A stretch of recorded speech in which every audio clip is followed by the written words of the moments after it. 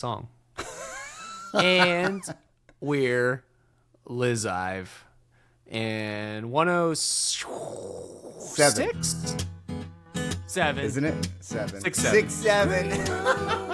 It's probably not clean. The green room. It's definitely not green. The You are green confident room. today. Can I get some Yes. more ice? If you're not in the band, Yeah. you can't get in. 107. Coming at you live. Yeah. From It's like a radio station. in and out of studio. And out of studio. I gotta say, Casino Walnut Guy is one of the better names that we came up with. But not one like of the that. better people or memories.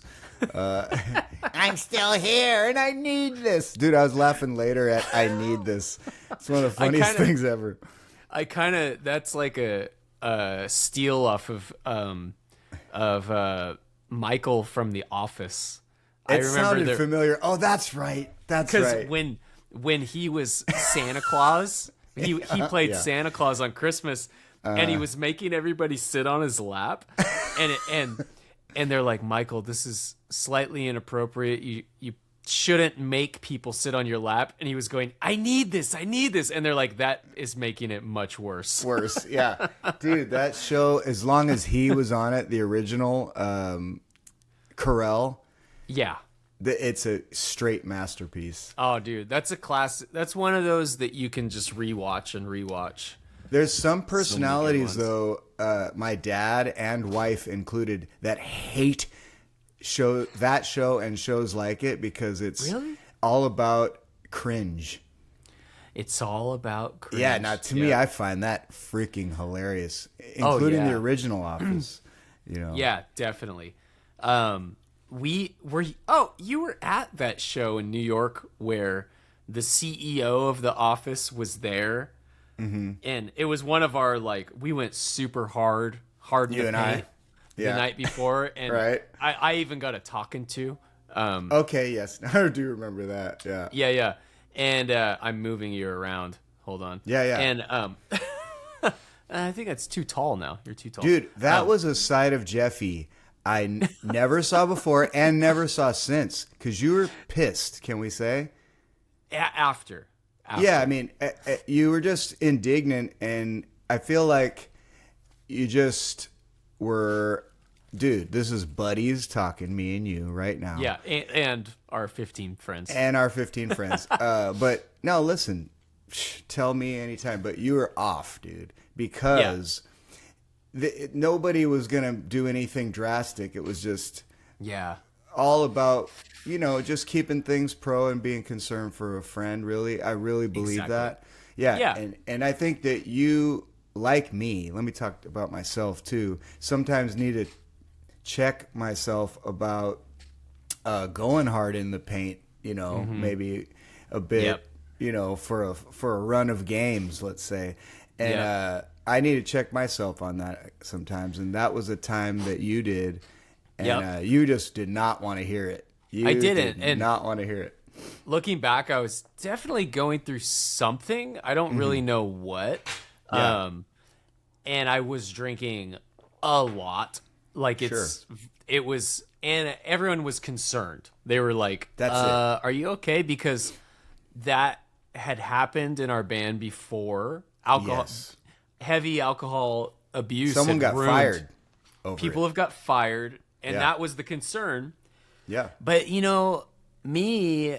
I realize now, and I know what it was, is I just don't like being told what to do, whether Right. it's right or wrong. You know Yes, what I mean? I did get that, yeah. And I think I would like to think it's common with artists and musicians, being don't do, because if I look at it on paper, my whole thing was I'm playing perfect.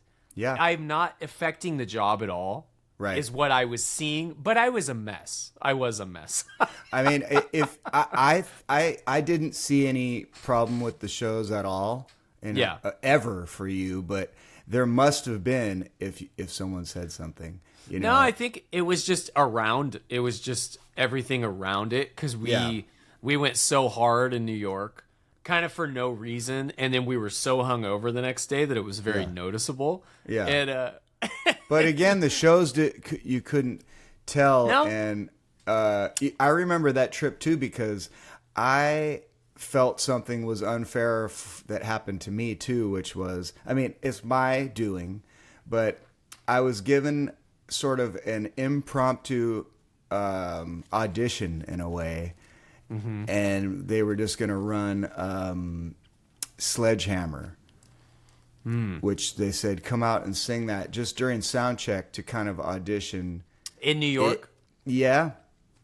And I never want to say no, but I didn't really know it all the way or hadn't done it before, so I kind of just thought I'm going to go out there and wing it, which I did, and it wasn't anything disastrous by any means, but would have been better if I had prepped it, just like anything. So I didn't quite know all the words and was kind of reading them, I think, if I remember right, and just it's higher than I remembered. It's kind of way up there. Yeah. So yeah, just that stuff. And I was probably hungover and like, man, just, I should have just said next time or something. Yeah. Yeah, that was well, back on the subject of it, we saw the CEO of Dunder Mifflin in the show. Was at our show. We played a big birthday party. What was that? It was like a birthday party. We were all in like powder blue tuxedos, which was sick. Are you mixing different memories? No, I think that's a different one. But no, you were there. I was there for a powder blue one, and the New York one was not powder blue, but they rented out an entire club at the bottom. But I don't think we did the tuxedo one for that one. Okay, the tuxedo one was a prom. Oh, it was maybe the week after. Yeah. Maybe. Yeah, It was right in that zone, though, I remember. I see. But anyways, the Dunder Mifflin guy was sitting right at our sound check. Yeah. And I noticed him. I was like, is that the guy? And so we were talking to him, and I remember he was like, he's like, where are you guys? Oh, we're from the Bay Area, this and that. And we're like, how about you? And he goes, I spent some time in Scranton. Ah, nice little call. And he was all tipsy, and he was kind of like and it talking was 2 about p.m. like how he was going to be in the next Jurassic Park too. He's like, you might see me in the next Jurassic Park. I was like, that's so he's awesome. kind of laying it out. He was laying it out. Usually like actors don't, Right. He was like, yeah, I do stuff. Yeah. Even though I've seen him in nothing else. Yeah. And, which is more than what people have seen me in. But exactly. I remember that now a little bit. Yeah. But that was a zone where I was drinking heavily. I don't know what led into that. It's like I had just gotten married that year, so I think maybe seriously, I was kind of like my life is shifting, and maybe I was that happens a lot. I was dealing with it in my own way, and I still had my studio, so I was like writing. I was kind of like chasing something that I thought I was losing that I wasn't losing. I think that was it. I'm dealing with my thoughts right now and my feelings. Yeah, you're nailing it, because it's sort of like when I'm going to get letters on this, but I think it's somewhat similar to like postpartum. Like if when a woman has a baby and she's like, oh my God, my life's changing so much, my body's changing, everything's changing, and it's a little bit of a freak out, and you're afraid to lose the past or whatever, just some other part of your life. And dude, I think we all go through that at different times. Maybe I was going through something too, because we were going hard, and I would always kind of look forward to a chance to do that. And dude, I remember another time. See if you remember this one. We played at the finish line of a marathon or something like that in San Francisco. Yeah, and I think it was Tainted Love, and it might have been Mustache Harbor. I know we did it. I know we did it because I remember getting there and parking was insane because it was. I remember seeing SWAT team was everywhere because they were very paranoid because of the Boston Marathon, like bombing and stuff. And so it was like any marathon, they were freaking out. And I don't really remember the show, honestly.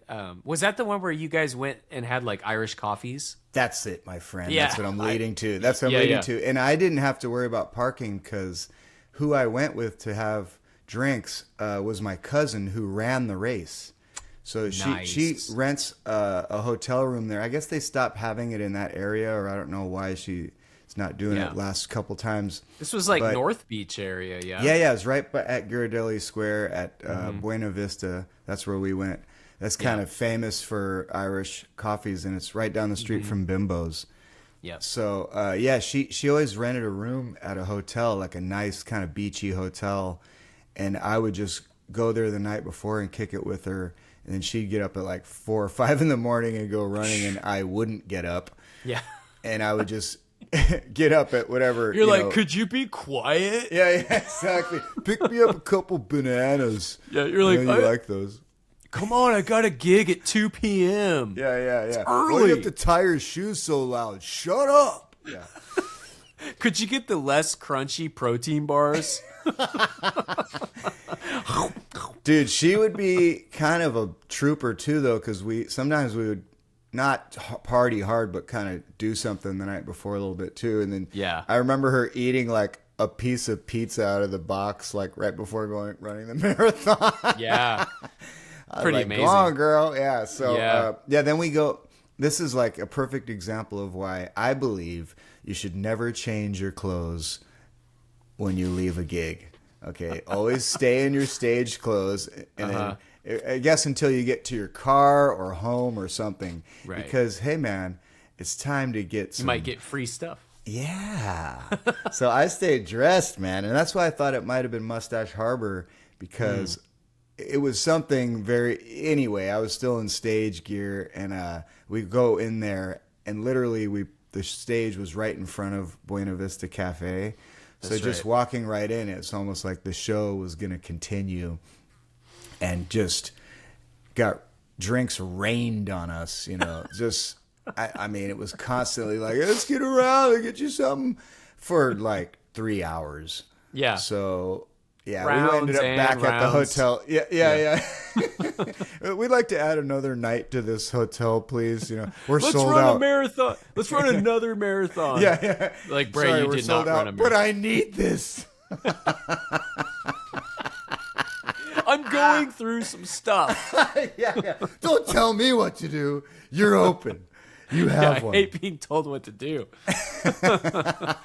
Oh, shit, man. So what have you been up to, dude, this last week? Last week I was in LA doing rehearsals for Fight for Fighting. Those went very good. It's funny though, because it's one of these things where we rehearsed last week and got the show, quote unquote, show together and what we're doing and everything. But then we don't go out on tour until June 3rd. And so we're kind of like, now we're going to forget it. Exactly. Yeah. And it's one of these things where, I get ready for the rehearsal and you're like stressing, like I got it. Cause like in bands, and we talk about this a lot, but I am more concerned with impressing like our bass player. Oh yeah.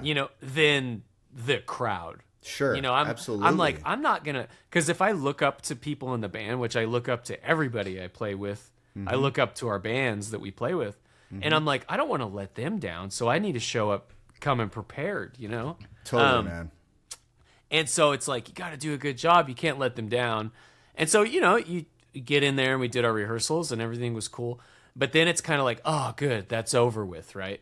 But really, it's not over with. We haven't even played the shows. So I'm kind of like laid back right now. Like I haven't really thought about those songs this week. Yeah. But then at about, I'm going to say maybe Sunday, I need to turn it back on. It'll start up again. And get back in on my own time and relearn those songs. But let me ask you this. It seems like you didn't go through as much rehearsal for past shows with them. Is that right? No, because this one's a tour, and we're it's just, it's a bigger build thing where it's a double bill with Edwin McCain, who, he's got that song, I'll be your big ballady hit. Right. And Which it's like, goes with Five for Fighting. Absolutely. It's kind of cool because this is it's an adult contemporary night of music, so, which is, I'm an adult, I don't sorta. yeah. Where are you guys playing? Pantera shirt. We're doing Midwest stuff. So I fly to Nashville, and we get in the bus in Nashville, and then we go to some Tennessee shows, and then we make our way to Kentucky, and then Chicago, and that whole area. And so I'm doing 14, 15 shows, and it's hardcore. It's back to back. Sure. And we were saying this is a lean and mean tour. We're on the bus, doing it, which is totally, it'll be cool. It'll be maybe rough once we get into it, but at the same time, it's whatever. We're all you'll get in the zone and just go. Yeah, you know how to do it. And I think when things are that kind of tight, and it's still a relatively new project, you're going to be just zoned in and zeroed in totally. So it'll go good. It's easy to get complacent when you're out doing something the same every day. With the Enrique tours, there's a lot of days off, and it's easy to honestly get really dark and just bummed on everything, which is so stupid when you think about it. Is that because of isolation or why? Yeah, and just it's kind of the monotony of everything, and you just start kind of going well, why are we doing this? What is I don't know, just depression seeps in, which I can see how substance abuse happens to musicians on the road, because you just get so bored with everything. You're playing the same songs every day, and it's just kind of the same. It's all the same. I don't know, man. You have to really take care of yourself and make sure you don't go down those dark roads. Right. This camp with Five for Fighting, it's a different vibe. It's mature and everything. It's a mature and it'll be interesting. And it's an easy set. We're only playing 60 minutes. Lovely. So I love it. Yeah, and then we're gonna end the night when Edwin closes. We're gonna all do the whole I'm gonna come out with his band and do Maggie May.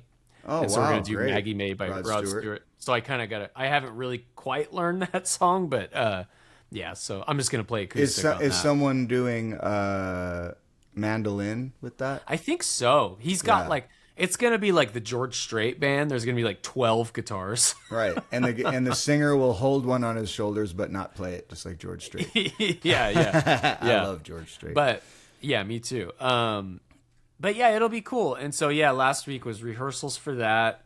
A little bit of LA. I got to see some friends. Dude, this is an interesting story. My friend that I used to wait tables with them in Hollywood. Yeah. I didn't tell this last week, did I? We recorded. No.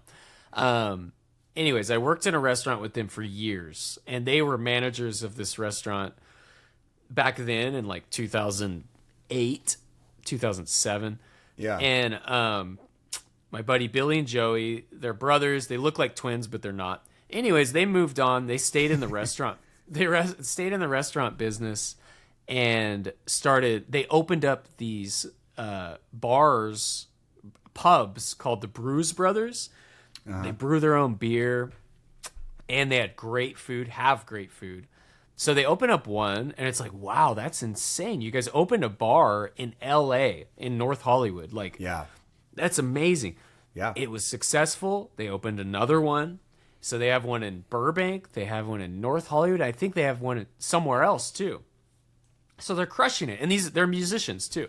And so I kind of keep in touch with them here and there. And whenever I'm in that area, I try and go say hi because their food's good too. And so anyways, I went and Billy's in there and he's he was telling me that because he's from South Dakota, that's where he's from. He used to be in a hardcore band when he was in high school, like thrash metal, and he was a singer. Yeah. But then he was like, I want to go to LA and be like a real musician. And so he got out of the hardcore stuff and more into like the fusion and jazz, like all of us. We all kind of like, I'm leaving this metal stuff behind. I'm going to be a real musician now, right? So he did that, whatever. And he always played music, but kind of like the music wasn't working out, got into the restaurant business. So anyways, now like 25 years later, for whatever reason, his band from high school, there's like this resurgence in the hardcore scene, and everybody is like revering his old band. Nice. Like where they're like, your band influenced us to become this. And so I don't know how he heard about this, but anyways, they got so popular. He's like, now we got the band back together and we sell out everywhere playing shows. Like he's like, we sell out all these clubs. Like he's like, we were just in Berkeley. I didn't know they were here, but they were in Berkeley. They sold out someplace. They sell out Hollywood. They've been offered to go to New York. And I'm like, dude, that's so sick. Like, just like he, out of doing nothing, you know, currently, it was just like, oh, your old band is big now. Like, that's crazy. I'm like, what the hell? And so, yeah, I'm like, dude, that's an amazing story. And also, he's kind of like, they're kind of trying to phase out the restaurant thing because apparently they're still doing good. The restaurants are doing good. But in LA, ever since the writer's strike that happened a couple years ago, it has just like decimated the restaurant scene because in that area, because they're in Burbank, North Hollywood. And it used to be all the studios would have lunches, you know, lunch break, blah, blah, blah. And they would get packed. He's like, now it's just nothing because no one's around. No one's writing. No one's in the studios. Now it's like, can I just get a cup of ice?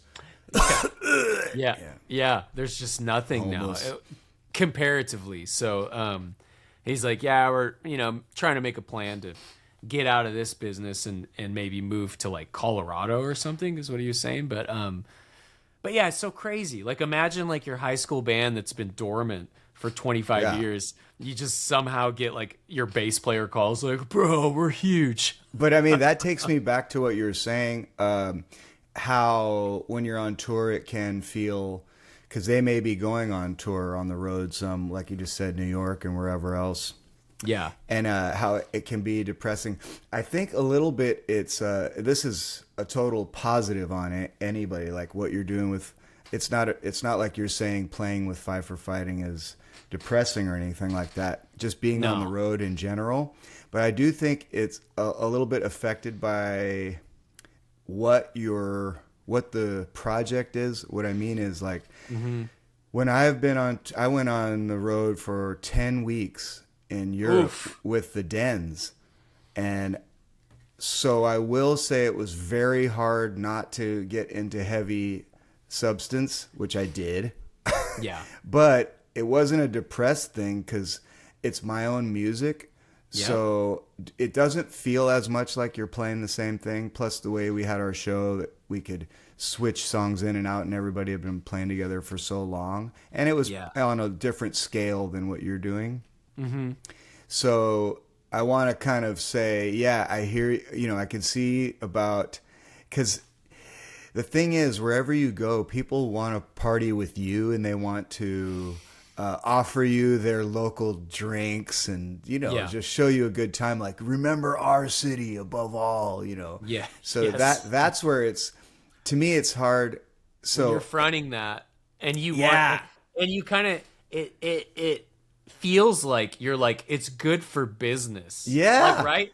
I know that's kind of is. Like, so it is. It Dude, is. Because people remember, and I stay in touch with them over, you know, the internet, and then the next time you come see them a year later, which we were touring every year overseas for, I guess, about 5 years.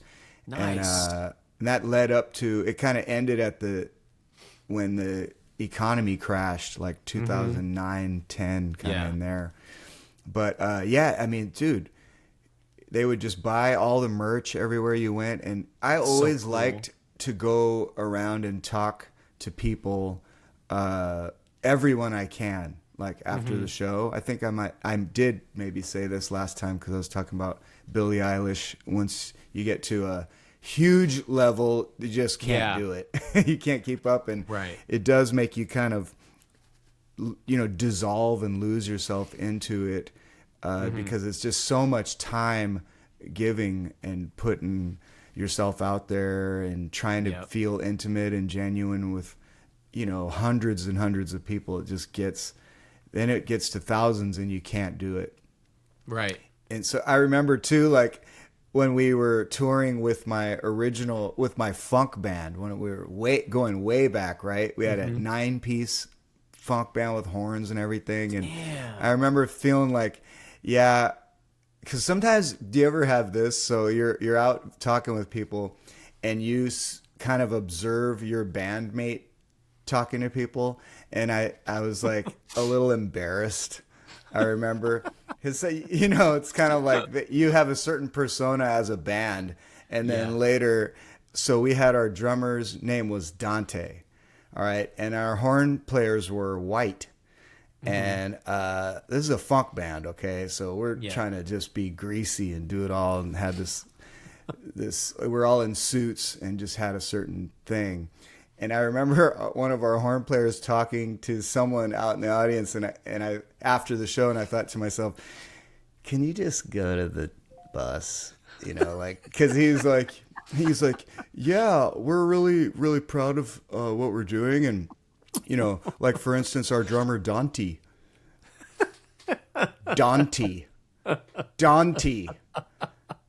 It was like I picture like a cartoonish little skit of like this. He's like talking to a girl, and like she like touched his shoulder, and he goes, "Whoa!" and it's like his horn goes. Yeah. Dude, pretty much, because he would come over and he would always want to show off. This particular trumpet player would want to show off chicks to me, but dude, they're seeing him do it. You know what I mean? He's like, he would go over to me and point to them like, yeah, what do you think, man? Or actually not yet. He's like, are you approval? Are you approving of this? I think Dante would, and she sees it. She sees him kind of doing that, Not and smooth. I could see her. Yeah, I could see her being like, "Yeah, we're out of here." You know what I mean? Yeah. You're already barely gonna make it. And you're so. She's like, this isn't a thing yet, but you're gonna be canceled someday. Yeah. I'd rather talk to Dante. Yeah. How do you like your pasta, El Dante? My favorite chili is Dante Moore. Yeah. Dante. Damn. Yeah. No, I mean, the touring thing, it's one of those things where it's like, honestly, it's like vacation.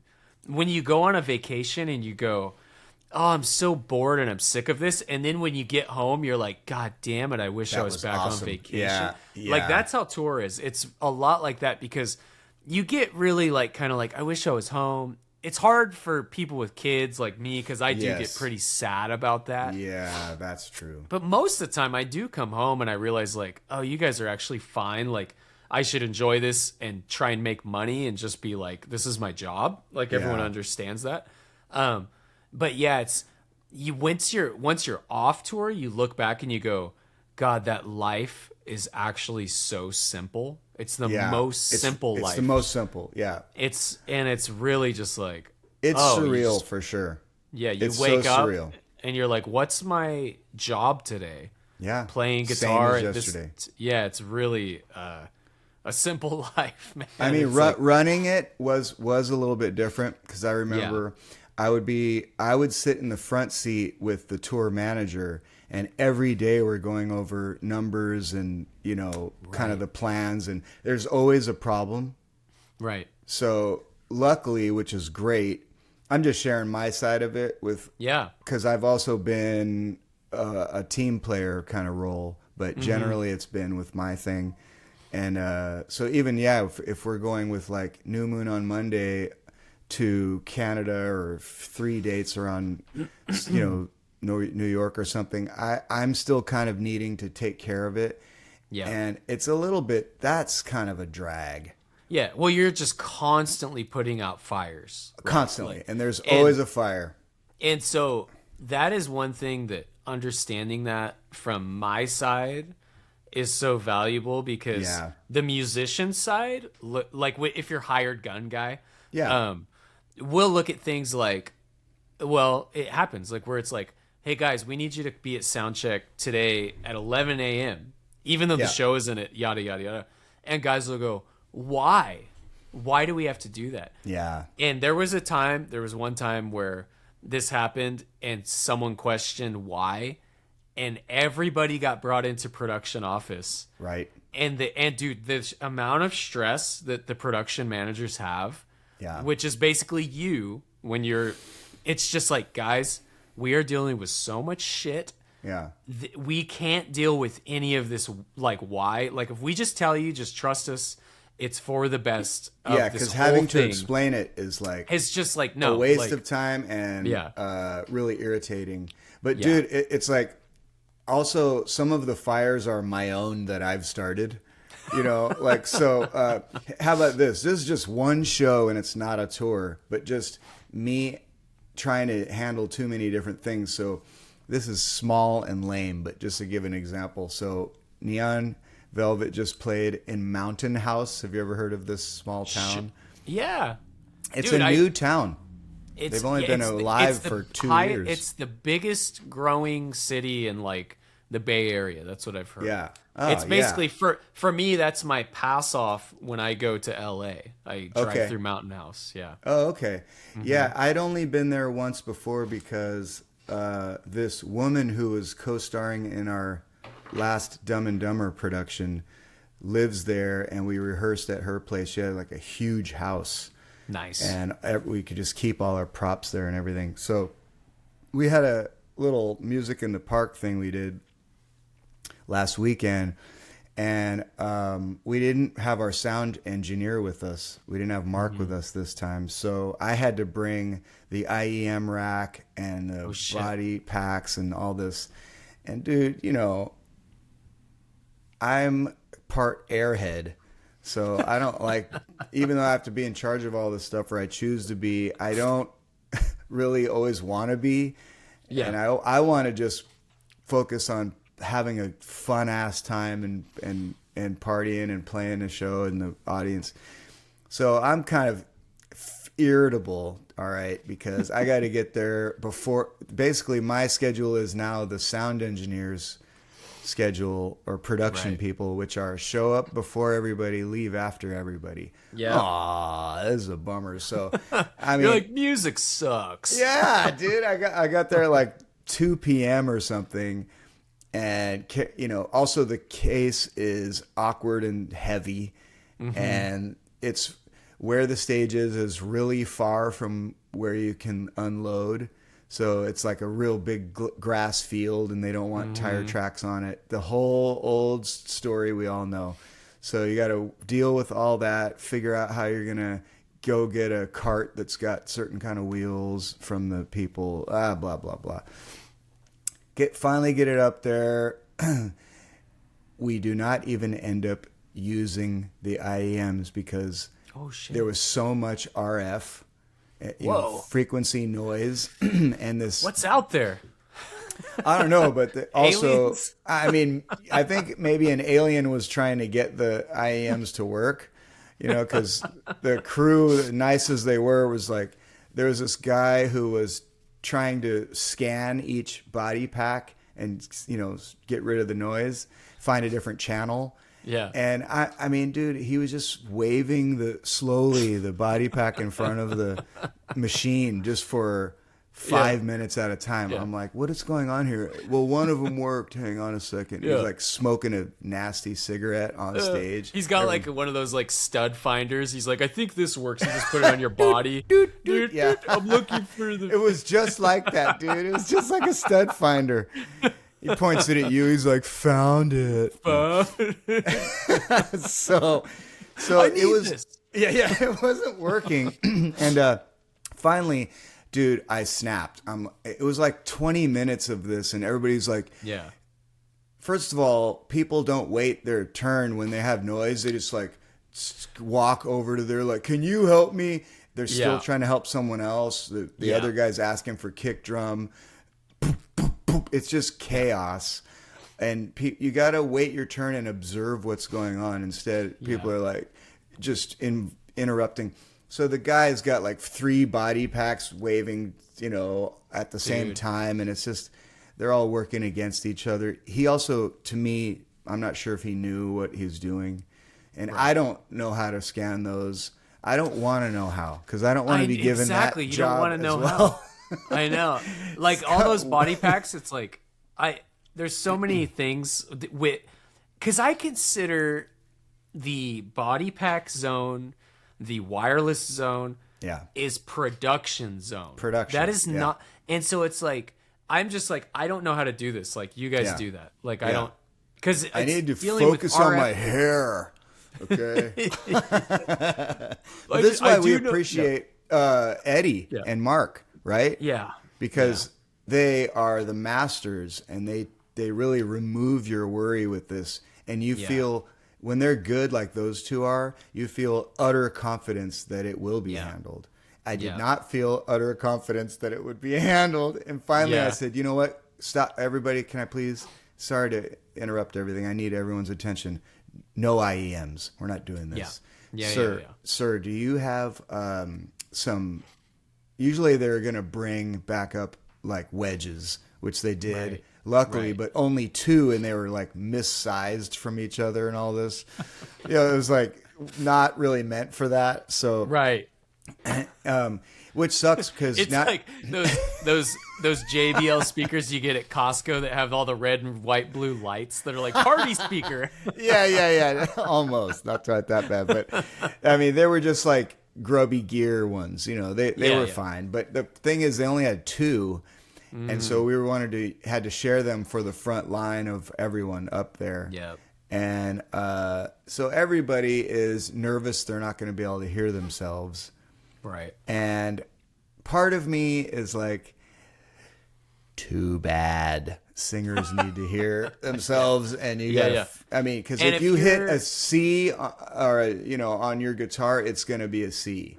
And you but as a guitar player, you can usually, if he's wireless, hopefully, or maybe even if not, you can position yourself to where you can hear what's going on. I don't know if Nervo's playing through an amp or bass. On this one, he was not. No, we didn't use any amps on this one, so it was worse. You can kind of position yourself. We had them in the monitors, so it wasn't 0, but it was everything was fighting each other, as you can imagine. Yeah. So all this information coming through the speakers, and now I have to stand in front of the speaker for most of the show so I can hear what's going on, because it's a big enough stage that there's a little bit of delay.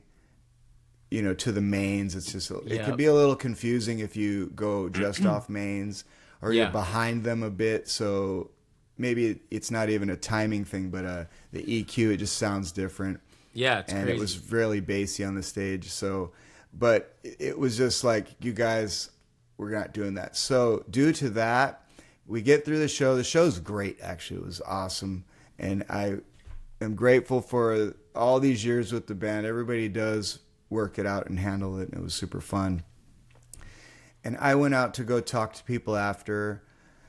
It's just out there for a half hour, still dressed like you do. Yep. Finally just get in the car. Okay, time to go home. Get home. Forgot the rack. Oh no.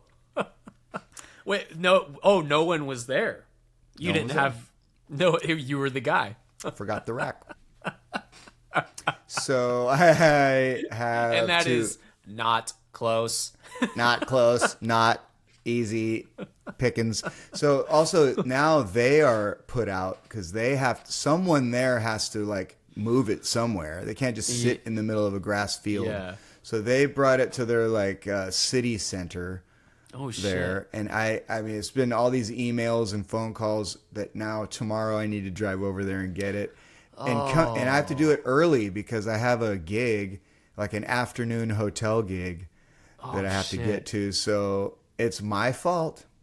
Oh, man. And yeah, I got to go do that. And I need to get it all back to Mark for the next show Neon has, because I certainly don't want to get to the next gig super early. But this is like a fire I just didn't need that it was my fault. So that sucks. I mean, but it's so far out of your regular routine. Yeah. Where you're just like, no, what I do is I go in the crowd, someone gives me 7 Irish coffees, and that's what I do.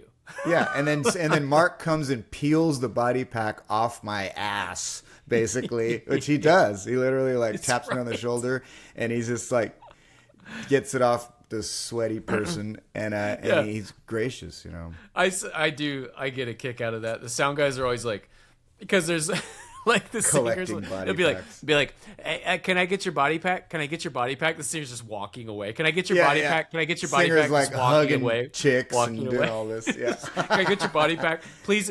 You didn't ask me for my body pack. Yeah, I was busy taking a drink, dude. Can't you see that? Oh man, I pictured it when you were saying about the guy and you're asking for wedges. The guy's like, wedges? How many? Okay, like 4. And he just comes back with these wedge salads with like, right.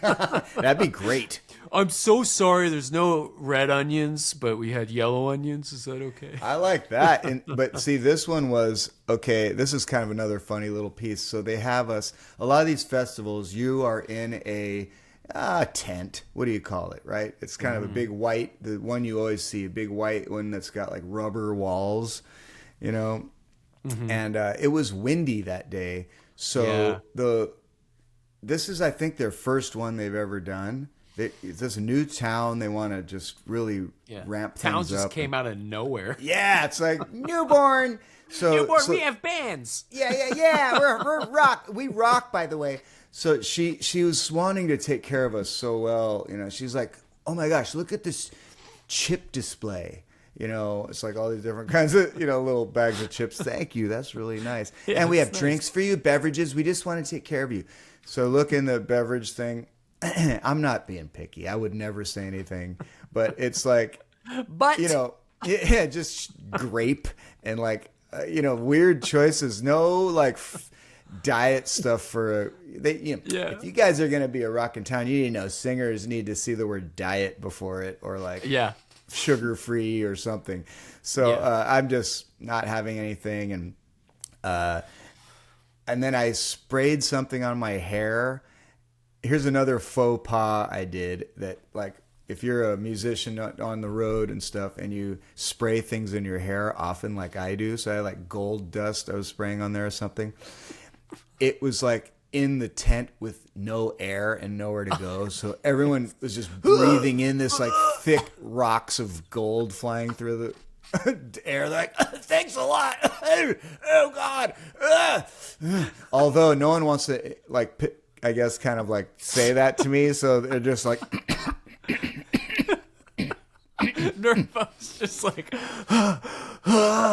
yeah, totally. He's like, will these affect my new shoes? You know, no, dude, they're fine. My legato's not quite as smooth today. Yeah, no, dude, nothing will hurt his vibrato. I guarantee you that. Oh my God. Then it was so hot and windy that the lady came to the back of the tent and just started opening the flap. Meanwhile, I literally am in underwear only.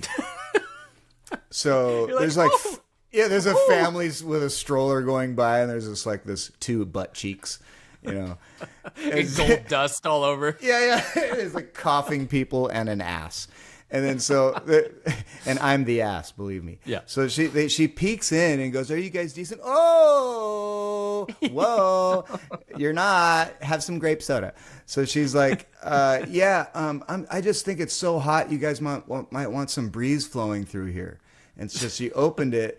And in my mind, I'm like, no, because now everyone can see inside here. What's the point of having, you know, we'll just go out of the tent if it's too hot. Or whatever. How about we make that call? Yeah. Right? Instead, she opened it, and dude, I literally couldn't get it back closed. It was just so taut. Yeah. So it's kind of like, everyone help me pull these two pieces of rubber together. And it's There's too much gold flakes. Too many gold flakes on my fingers. They're slipping I got everywhere. grape soda on my hands. It was just a total like festival, small problems that were not problems, but kind of added up. That's probably why I just skedaddled and forgot to pack. Like, I don't want to deal with. You're like, we'll get some new ones. Yeah, we survived this one. Yeah, no biggie. Oh man, we TL played a show in San Francisco at Pier 27 or one of those down there, right? Where they rent like the whole big long, the whole big building. Exactly. Yeah, yeah. awesome. It's like it looks like a hangar, but it's on the water. So what's that called? I don't know what that is. I don't know. Pier. It's a pier. Yeah, it's a pier. Yeah. And I don't know what company it was. It was some kind of anniversary, but they had a roller rink like inside, like sick.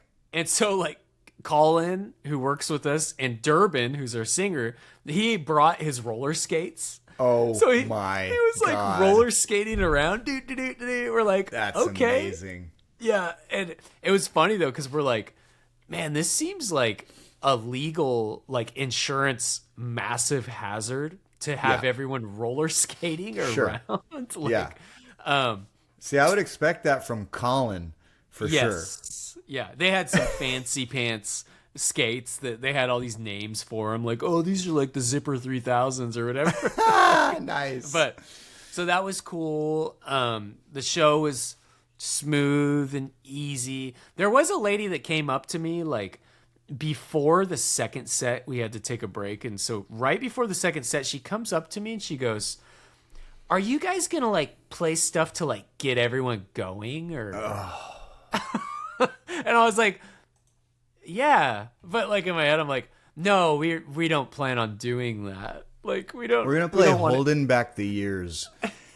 Are you gonna play stuff to like get everyone going, or what's going on there? I'm what does a person think your answer is going to be? How can what goes on in someone's mind to say like that? They think that we're gonna be like, that is a great idea. Yeah, you like, guys switching up the set. Yeah, dude.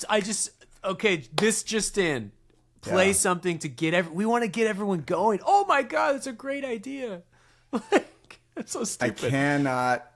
Like roll my eyes or shake my head enough. Yeah, it's just like so that was super stupid. And then there was a moment in the set that I thought was hilarious because we're on the water, and Alex. Sometimes that in between song banter is like the funniest shit. Like it's like 3 words, and he was talking about. I guess there's this big sea lion in the water out there that's been there for years called Chomper. His name's Chomper. Oh my god! And he's like, anybody see Chomper out there? But it was like before like this dumb '80s song, like, and it's like 3, 4. Anybody see Chomper? Where's Chomper at? And so like in the next, and like he just keeps going like, yeah, I think Chomper's out there somewhere. And I'm like, dude, if I heard this on a recording, if someone was like, hey, come play in my band, I got some recordings of it, and it's like, where's Dance With Myself? And like before, it's like, where's Chomper? I was like, what the fuck is Chomper? It's so surreal, dude. I know. Yeah. So anyways, I guess Chomper is like this legendary sea lion that's been out there forever. Wow. But there was something that happened at the show that is, I think, just it's the way it should be at every private show. They had catering that was feeding the whole party, right? And so they're making like thousands of sliders and thousands of little dessert thingies. And we do so many of these parties where the client will be like, sorry, there's not enough food for you guys. So there's a meal buyout, but there's just nowhere nearby and no time. There's no food close. But then you'll see all this food, and you're like, "What the hell?" And they're going to throw it all away. It away after. So like that is 95% of the time when we play these parties. Like for some reason they don't feed. They don't let the band just be part of that, Mm-hmm. But this one, they were so cool, and they were like everything they were making, they were bringing backstage. That's what I'm talking about. I was like, dude, you guys, you are the bar for how this needs to be. It was so sick. Agreed. Like it's just, and it's it not. makes you feel, how hard is that? Because usually we're eating at the same time.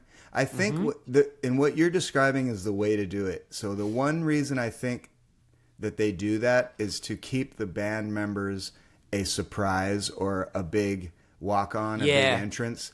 Yeah. So that's fine. I get that, and I actually agree with that. So bring it back, please. Bring it back. Please I think that was. I think that it was also a surprise, and they were doing that on purpose. But yeah, like they're gonna throw that food away, so why not, right? Yeah. So that was cool. And so that was that gig. Whatever. I played at Discobay also, either the night after or night before. I can't remember. Just standard Getting issue. the callbacks, huh? I gave up on that league. I gave completely up. It is impossible. I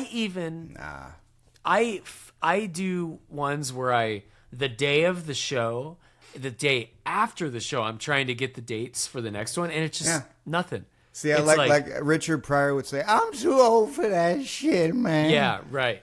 It's just such an easy gig for me, so it's right here. Right. But God, there was a couple that was dancing in a way that, like, I think they were on so many drugs that the drugs were moving their body. Yeah, like I'm it was into like it. Like insane. Like yeah.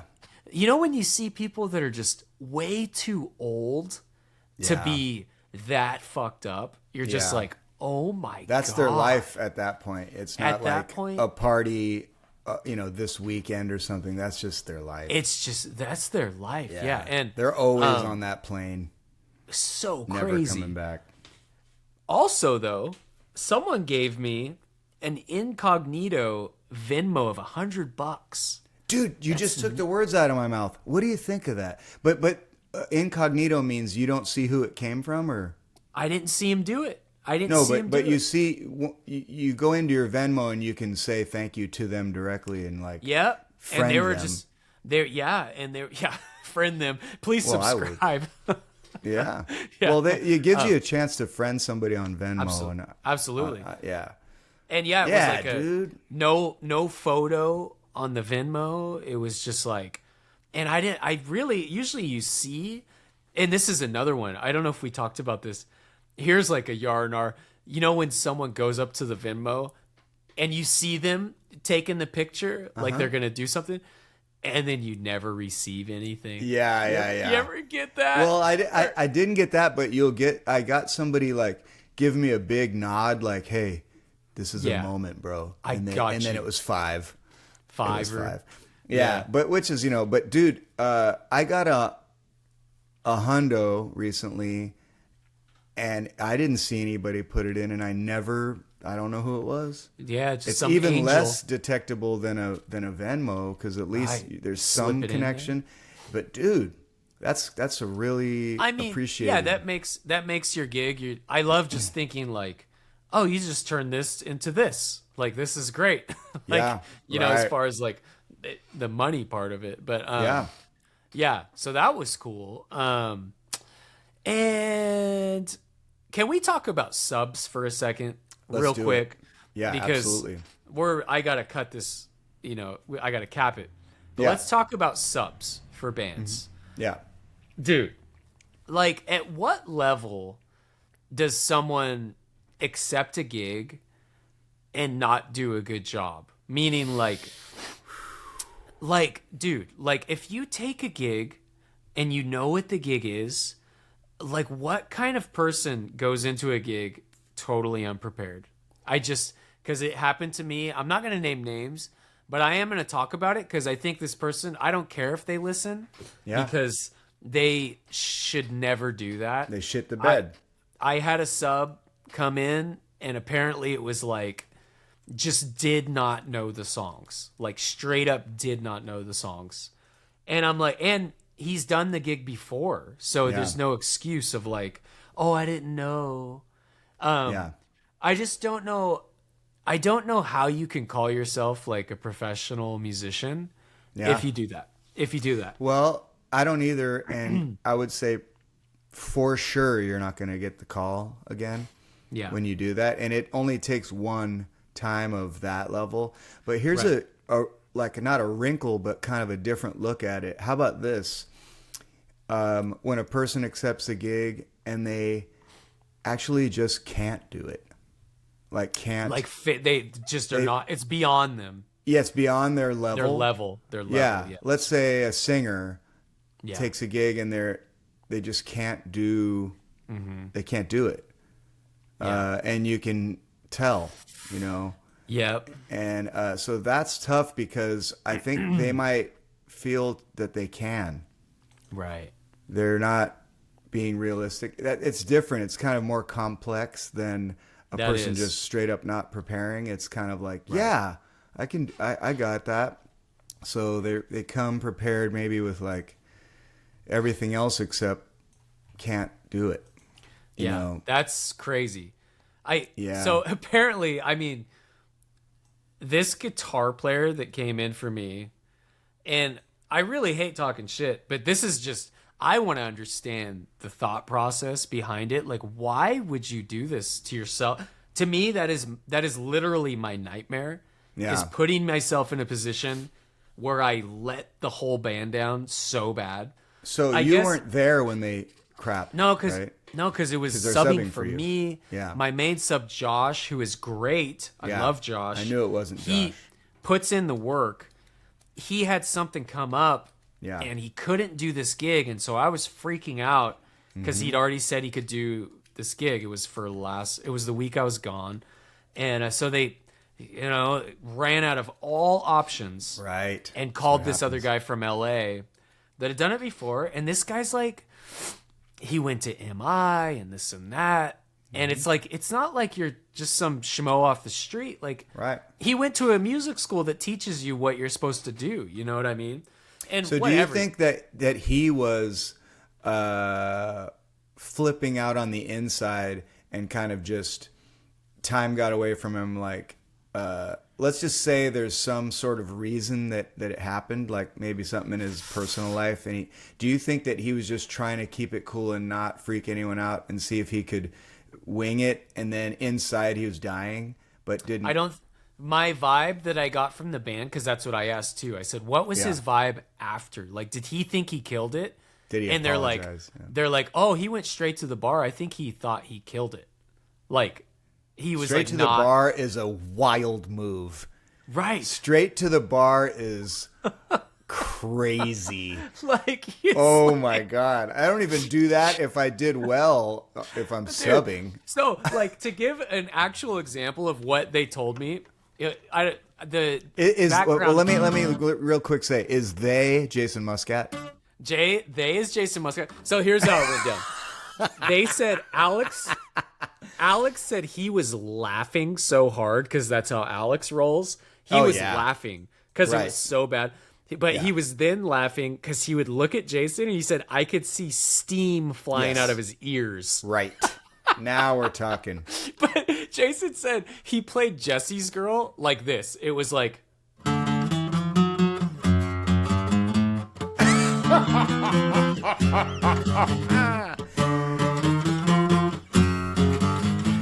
I almost like it better than the original. and then he did that and just deadpan, no laughing. Like, he's like, yeah, this is how it is.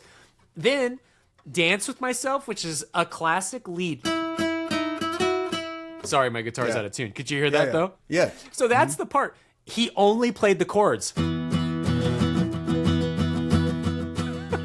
Alex was like, I guess we're going with that. That's what's Yeah. Yeah.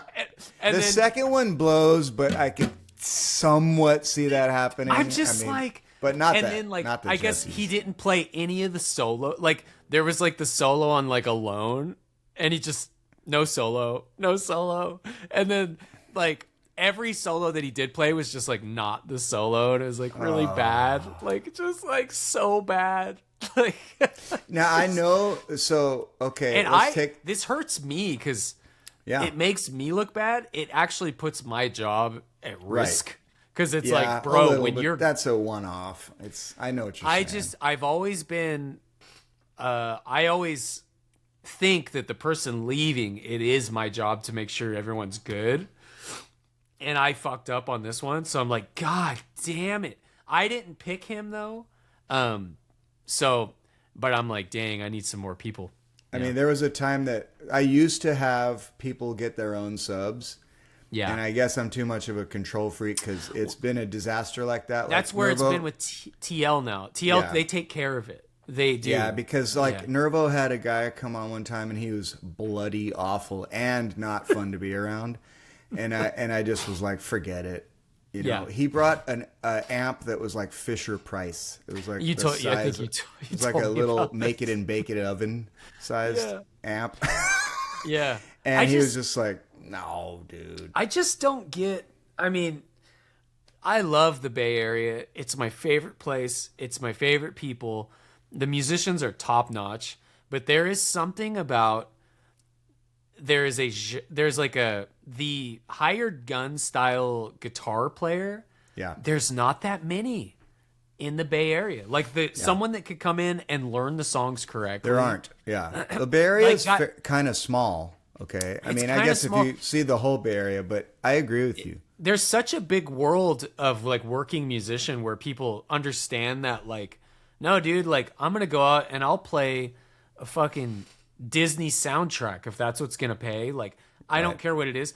The Bay Area, I feel like a lot of the musicians are like, nah, man, that's not cool. Like, I only play like jazz and funk or whatever. And it's like, well, that's cool, but like, do you want to work as a musician or do you want to just be cool? You know, like, and that's what I get a lot in the Bay Area. Like, I know players that can rip, but they won't learn the song. Well, maybe so there's I'll never call them. Yeah, maybe there's more people that are, however you want to put it, but independently wealthy. Maybe it's that. I think some of it's that. Like, it's not their. Yeah, but then it takes away your drive to be great. Exactly. Or it could. So I think if there's nothing to lose, or you're not hungry for work, you're not like out you're like, trying no, to dude, be the first call. I only played John Scofield from the years 1975 to 1983. That's what I play.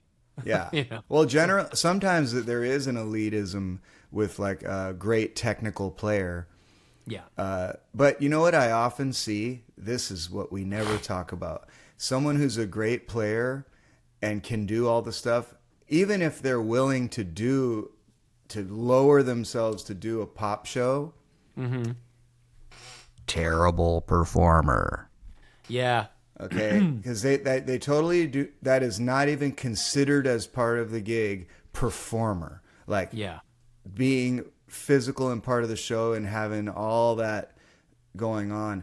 Even players that are working don't have that. It's just that piece is even more rare, if you ask me. And maybe a lot of people go, you know, as long as some of the people on stage are kind of doing it. To me, I'm sorry, but that's inexcusable in a pop thing. Or if you're doing like what we're doing, dance stuff, you gotta be, that is equally a part of it.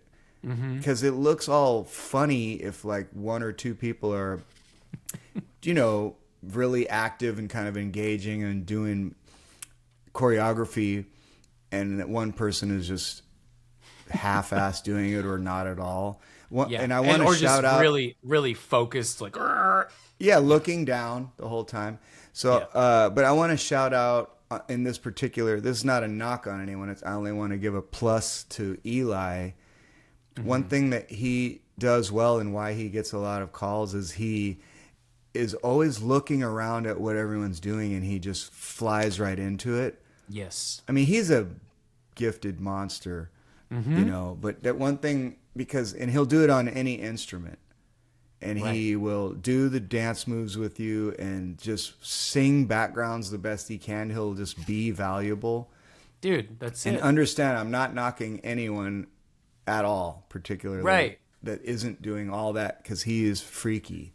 Right. But that's just like why he gets so many calls. And I think because it's a smaller group of players that's kind of do get all the calls in the Bay Area, that's one difference with LA, is I think people are kind of more ready to just read or kind of come and just do the job, and maybe, you know, it's just different. It's different. And man, I would say if anybody out there is listening that doesn't live in the Bay Area, if you want to work like, and you play guitar, you play piano, come to the Bay Area and let it be known that you can play and you're good, because there's tons of work. We have a list. I'm like, okay, Nervo, Eli, Clay.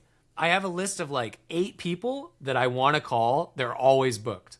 And then once you get past those people, you're like, damn it, what am I going to do? Yeah.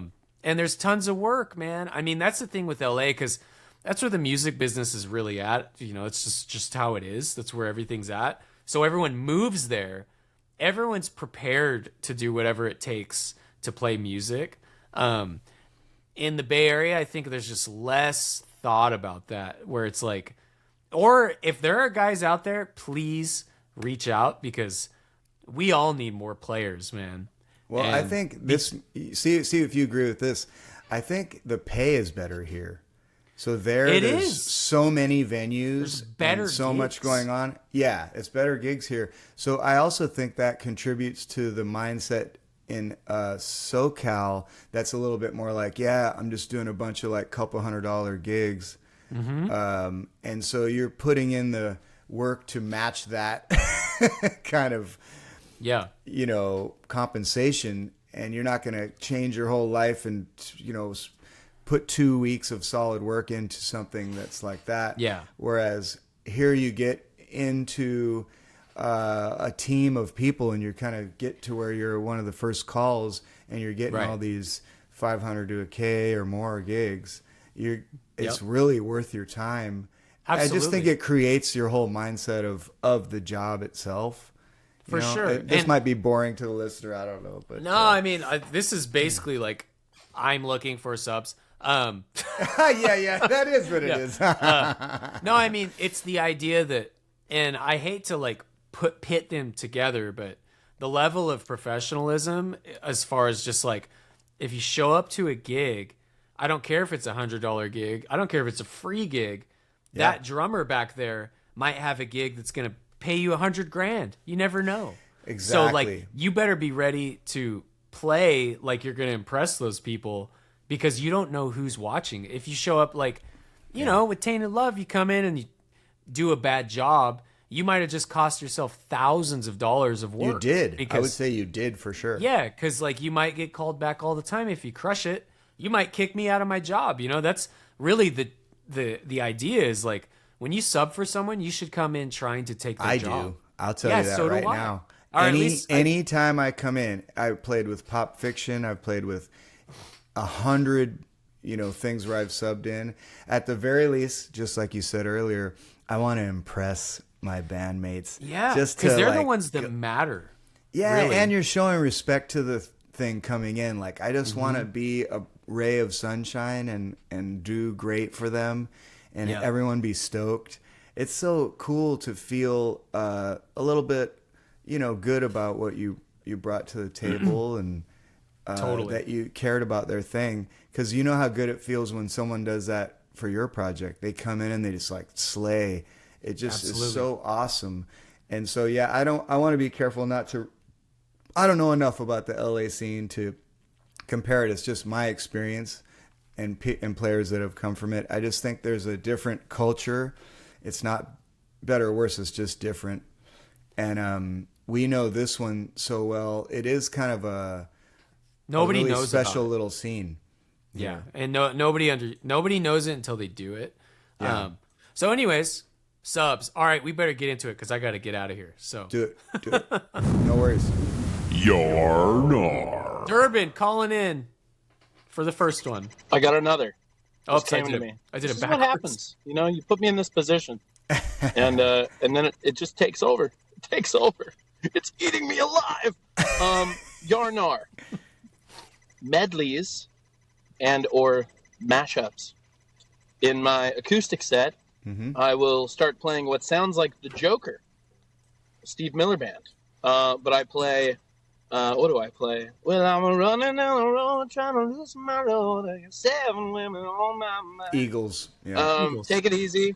I play, what's that one?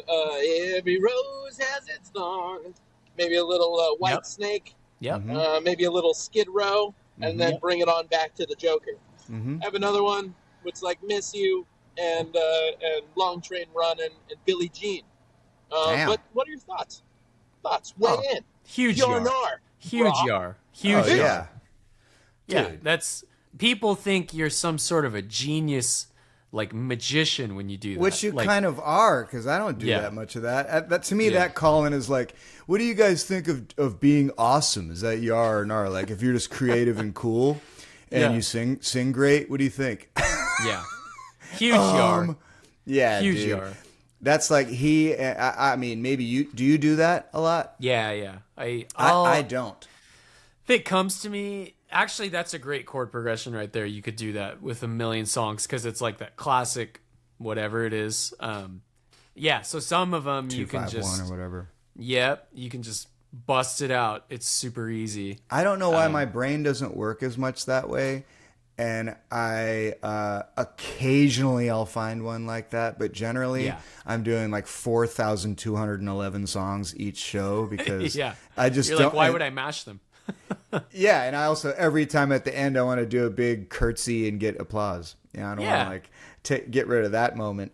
Totally. But I do have bits for songs. Like Yes. whole bits that I can extend one song. So rather than I'll do like impressions of the person singing it and create a whole story around like, Tom Petty shaving his sideburns or whatever I'm doing. And hey, they were just getting in my way, or whatever. Just like a whole conversation. I'll do that stuff and then do callbacks with the joke that's going on or whatever it is. And that can be in the moment and happens a lot.